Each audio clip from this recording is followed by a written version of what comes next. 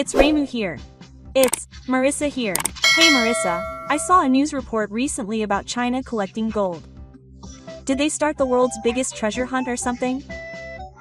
If so, the treasure chest is buried underground in the central bank. Unfortunately, this isn't adventure or fantasy, it's the real deal. Gold bars are romantic, but why are they so interested in gold now? Isn't the economy about IT and AI? The country is currently clinging to real metal, not AI or the metaverse. It's like a reverse drip, like suddenly opening an atlas when the Wi-Fi goes out. This is beyond civilization. What's more, this is a manifestation of the seismic loss of the Chinese economy. They don't trust their people. The dollar is also in danger. So gold is a simple and serious choice. Wait a minute. Isn't that like the story of a country that has been betrayed by the very concept of currency? You're amazing, Raimu. That's exactly the theme of this article. So, I'm going to explain the quiet but dramatic story of how the Chinese economy fled from the dollar, clung to the West, and finally arrived at gold bars. Thank you for your continued support. Well then, please take your time. Hey, Marissa, I recently saw a news report online that said China's foreign currency had decreased by 3 trillion yen in just 1 month. What does that mean? It doesn't really make sense at first glance. Oh, this is a very important topic, Raimu. Actually, China's foreign exchange reserves have decreased by $25.2 billion in just 1 month. In other words, it's shocking news that the amount has decreased by about 3 trillion yen in Japanese yen. Wait, how bad is that? 3 trillion yen in just 1 month? It's incredibly bad. Foreign exchange reserves are assets such as dollars, euros, foreign currencies, and gold that a country holds. They are like a shield to protect economic stability, and are used to pay for imports and protect the value of the currency in times of emergency. I see. So they're like a piggy bank for the country. It's quite an unusual situation when it suddenly drops by 3 trillion yen, right? That's right. Especially for a huge economy like China, the international community is paying close attention to the fact that there's such a large fluctuation. It's caused a real sense of tension among financial professionals. But why did it drop so suddenly? Was there some big incident? According to an announcement by the State Administration of Foreign Trade of China, commonly known as the government, the cause is said to be fluctuations in the CERT and a decline in asset prices due to global interest rate policies. That sounds complicated. Can you explain it a little more? Okay, basically, it's like this. Recently, interest rates in the US have been high, so the value of the dollar has risen, and the value of the euro has fallen accordingly. Among the foreign currencies that China holds, there are many currencies other than dollars, and when converted to dollars, their value has dropped dramatically. Ah, I see. So even if the foreign currency holdings don't change, their value decreases when converted to dollars. But that's not the only problem. The impact this news has had on people's psychology is simply huge. This incident triggered a sudden tightening of government controls on asset transfers and overseas remittances within China. What do you mean? It's become more difficult to send money overseas? That's exactly what it means. Now, even for transfers of just over $1,000, strict identity verification and proof of the reason for the transfer are required. Furthermore, for transfers of over 5,000 yuan, a pre-screening process is mandatory, requiring everything from information about the recipient to proof of income. Wow, are they really that strict? So, for example, does that mean that even people who want to send tuition fees to their children studying abroad have to submit documents every time? Yes, they do, and it's become quite a hassle. In fact, there's a story that 8 out of 12 people who visited a local bank in southern China came to ask for advice or complain about the remittance restrictions. Yeah. Doesn't that mean people can't move freely?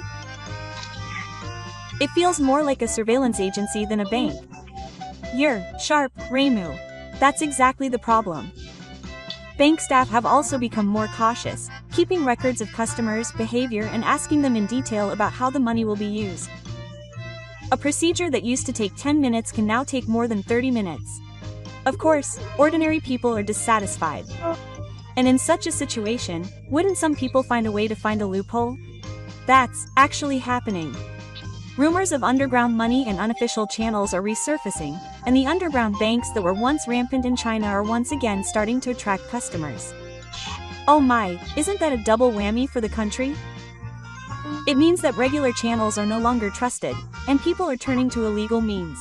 That's exactly right. If the flow of funds becomes invisible, the country can't control it, and it also becomes a sign of crime. This is a very serious situation. But why did it get to this point? The original cause isn't just the foreign exchange reserve phenomenon. Behind it all is the structural instability of the Chinese economy and the desire to protect the people's assets. With the yuan exchange rate unstable and concerns about inflation growing, there's an accelerating movement to get money out of the country while they still can. In particular, the wealthy are increasingly transferring assets to Singapore and Hong Kong, and the number of consultations with trust banks and asset management companies is also on the rise, and in response, the government has announced a policy of further strengthening financial surveillance. This is creating invisible tensions with the public. I see. The government says that external preparations are stable, but aren't there many people who can feel reassured by those words anymore? That's exactly right. The tightening of controls has backfired and fueled suspicion, resulting in a negative spiral. It's not just affecting economic figures, but also people's lives and psychology. If you have money but can't move it, that means you have no real freedom, right? That's right. Behind the scenes of the numbers, China is quietly tightening its grip on people's lives. This isn't just an economic issue, it's a major change that will affect society as a whole. So Marissa, I've heard that China has been talking about getting rid of the dollar for a while now. But what exactly does that mean? Well, getting rid of the dollar is, in simple terms, an attempt to create an economy that is not dependent on the US dollar. China has also advocated at international conferences for raising the status of its people. Basically, they want to create a world that doesn't rely on the dollar. Does that mean they want to be economically independent? They don't want to be at the mercy of the US? That's right, on the surface. But in reality, the Chinese economy is incredibly dependent on the US dollar. This is a completely ironic situation. What? Dependent? But isn't getting rid of the dollar a contradiction? Yes, it is. At present, China's foreign exchange reserves are a huge 3.3 trillion yen, and it is estimated that more than 60% of them are dollar-denominated assets. In other words, while they say they are getting rid of the dollar, they are actually full of dollars. Isn't what they say and what they do the opposite? Why is that? The reason lies in the contents of their foreign exchange reserves. In reality, they don't just hold a lot of paper dollars. Most of them are US dollar bills and dollar-denominated securities deposits. They may look like stable assets, but aren't they easy to convert into cash when you need them? So, when you need dollars, you can't always use them right away. That's right.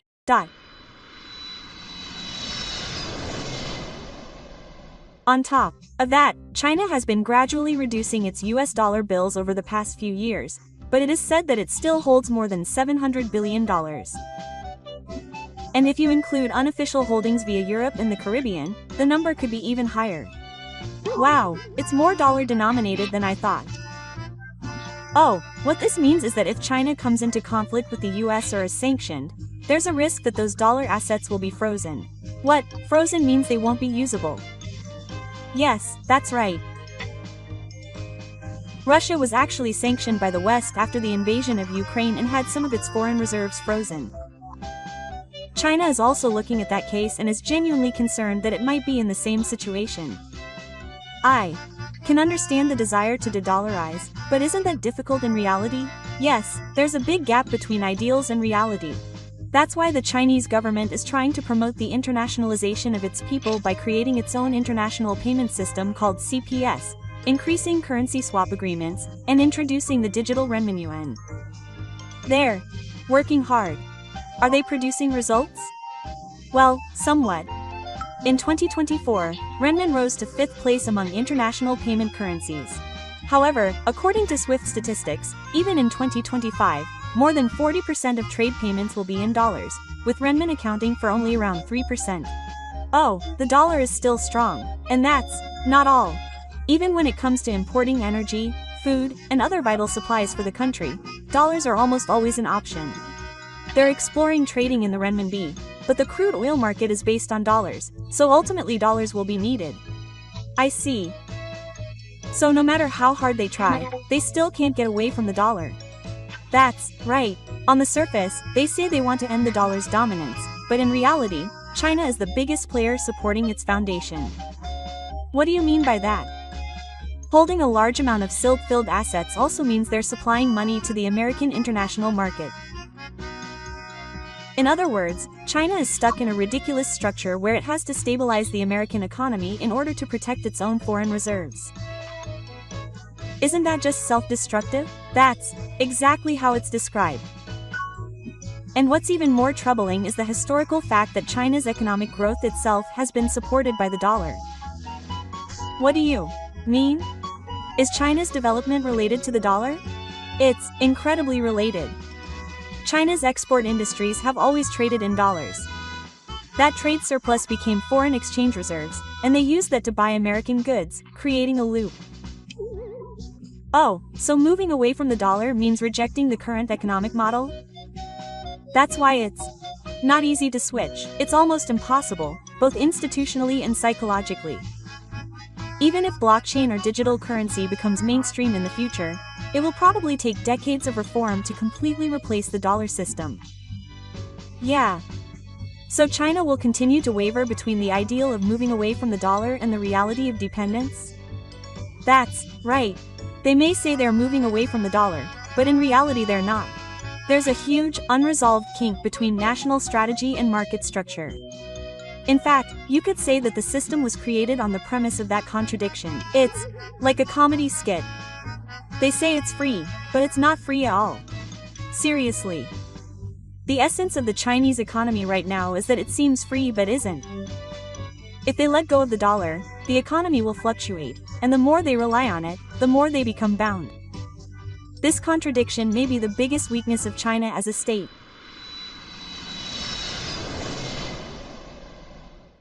Marissa, as I've been listening to you, I've been wondering what's happening in China right now.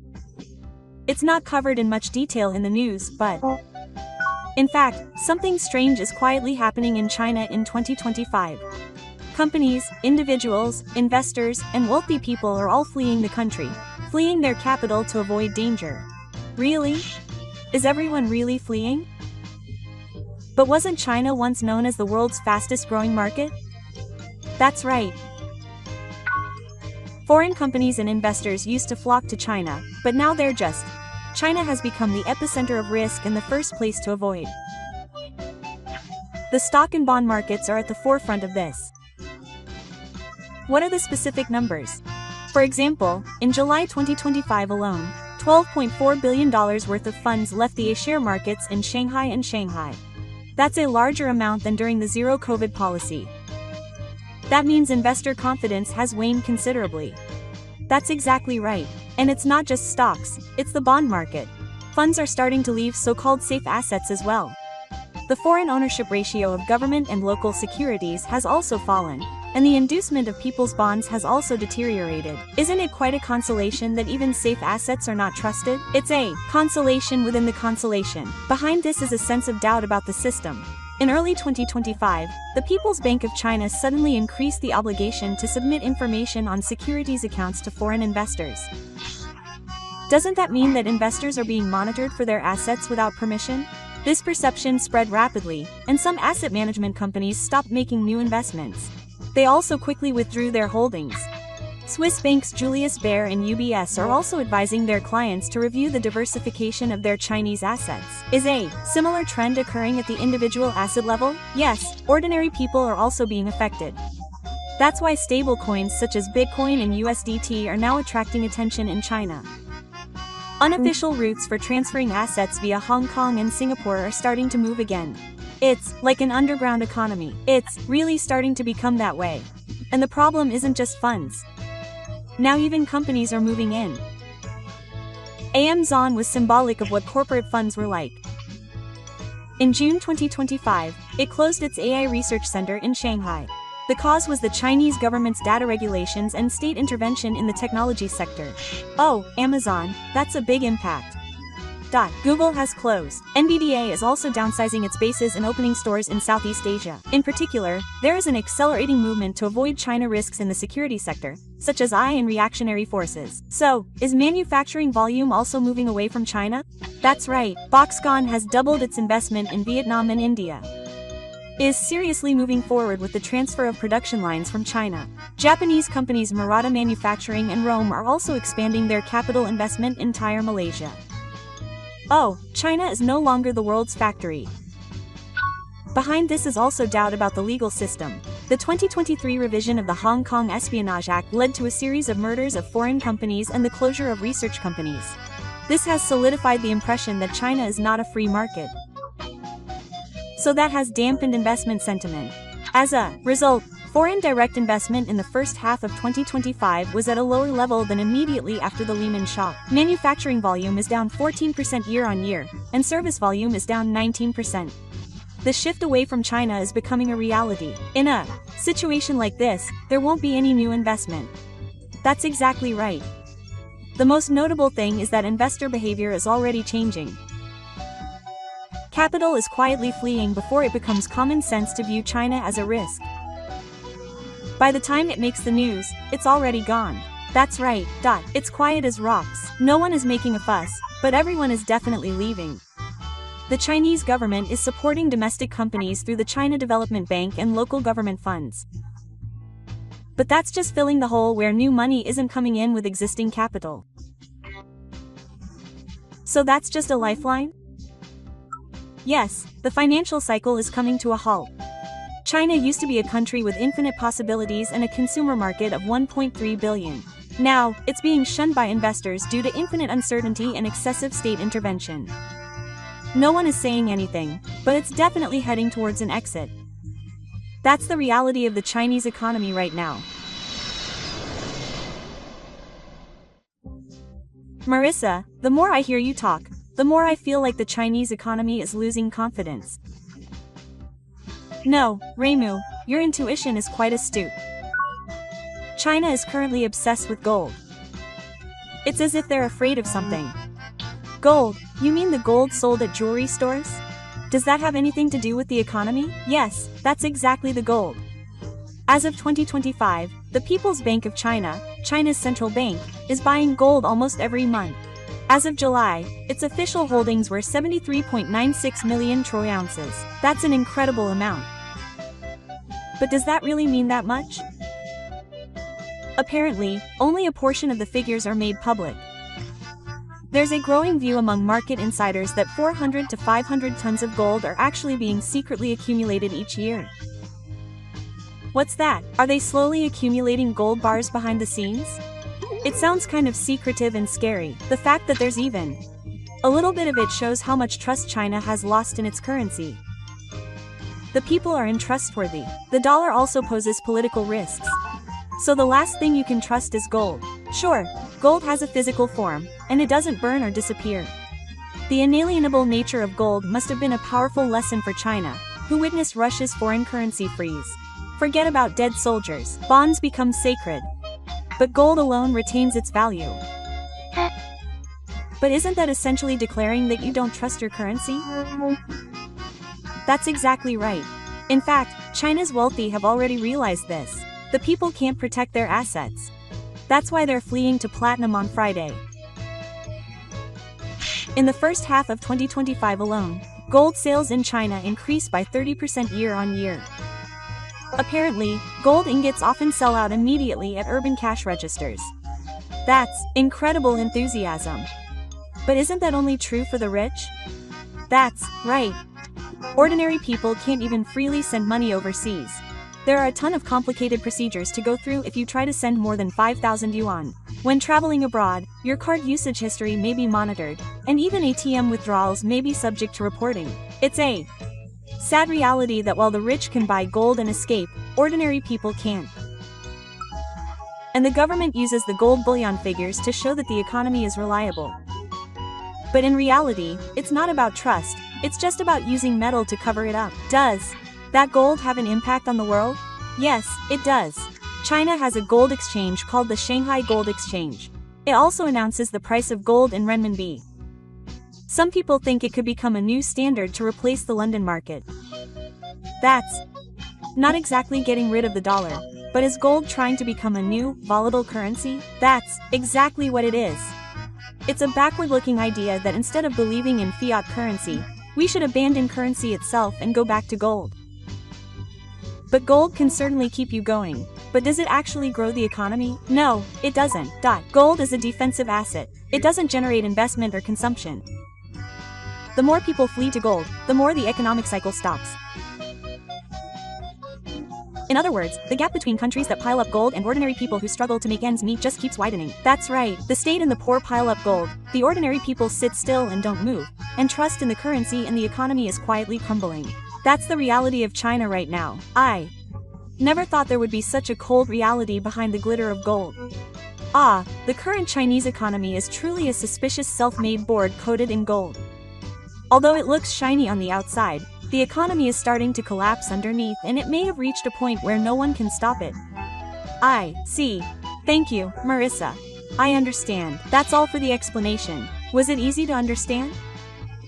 So, if you enjoyed this video, please subscribe to the channel. Thank you for watching. Please come back and relax again.